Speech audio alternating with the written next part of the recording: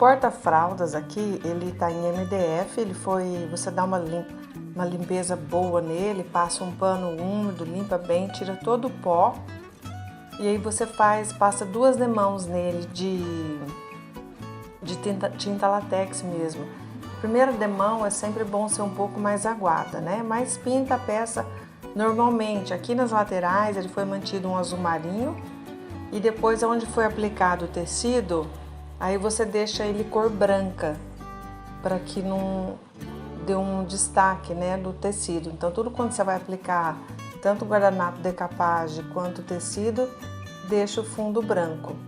E aí você escolhe as estampas que você vai usar, o composê, estuda bem antes, né? Aqui nesse caso foi usado a bolinha, foi usado o listrado e tudo contendo o azul marinho. E depois que você mediu o tamanho da peça, do tecido, é um tecido comum mesmo, de algodão, você pode ir colando normalmente com uma cola branca, cola tenaz, a cola mais comum que você tem. O certo é você ter mais algum instrumento aí para você aplicar, mas eu faço tudo com a mão, com as mãos, que ela fica bem alinhada. Aqui eu deixei já nivelada bem certinho, né, com a peça, e fui aplicando a cola branca tenaz, com a mão mesmo. Vocês devem ter visto a situação do esmalte como que tá na minha mão. E você vai aplicando e com a cola branca e depois a grande e esticando com o dedo. Tem gente que usa o rolinho também, mas o rolinho, depois que você põe a cola branca, ele meio que danifica o rolinho de espuma, aquele pequenininho. Aí depois você não usa ele para mais nada. Eu acho que com a mão você vai sentindo para não criar bolha embaixo. Você vai esticando com a mão bem certinho e aí nas pontas você põe um pouquinho a mais de cola, bem devagar, e secando. Depois você vai passar uma lixa comum de parede, uma lixa 150, uma lixa comum mesmo para madeira, para parede, da lixa que você tiver. Claro que não precisa ser lixa para ferro, né? Mas sendo uma lixa comum, você espera secar essa pontinha aí com cola e aí você passa a lixa e ela vai sair naturalmente para dar o acabamento.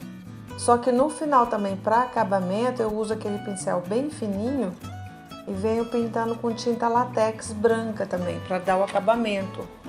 Então, no acabamento, a gente deve ser um pouquinho mais cuidadosa para nível de acabamento. Aí, novamente, você fazendo toda a pintura, né? Fazendo toda essa colagem. Aí esperando secar. E aí no final do acabamento, quando tem essas curvinhas, que você tem que ser mais cuidadosa para não criar bolha. Não criar bolha no fundo, né? Aí a lixa que eu usei, uma lixa 220, lixa para massa. Uma lixa bem comum mesmo, daí a peça já tá seca, aí você vem lixando. Agora para o grande lance mesmo, que é a massa 3D que eu uso com o stencil, isso daí é bom você dar uma treinada antes em alguma outra peça. Então o stencil que você tiver, que você acha que vai bem com a peça, você aplica. O certo é você tirar essa massa aí com uma espátula. Massa para 3D, né? Você vem com uma espátula, mas eu tava sem a minha espátula. Então, como eu já tenho muita prática, eu usei uma colher, posiciono o stencil. O certo é posicionar o stencil com uma fita crepe. Você posiciona o stencil, põe uma fita crepe e vem vagarosamente com a massa 3D. E o importante é, o caminho que você foi, você volta tudo no mesmo sentido. Você não vem e volta toda hora não, você tem que tomar muito cuidado, tá?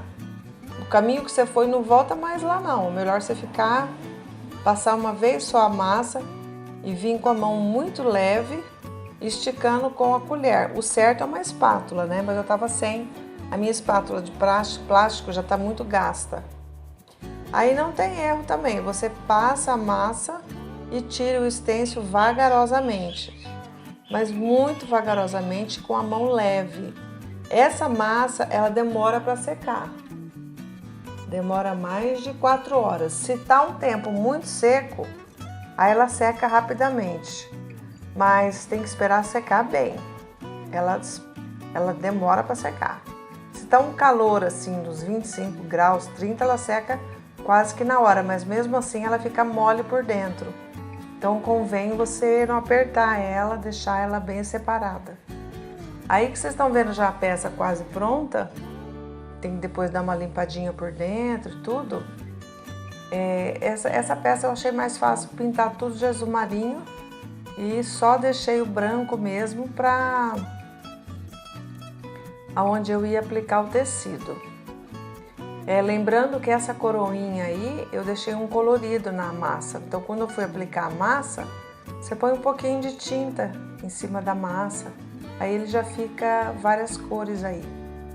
Esse que vocês veem aí mesclado com branco e azul, você põe em cima da massa, sem problema. Você põe a massa na colher. Aí agora a próxima peça é o abajur.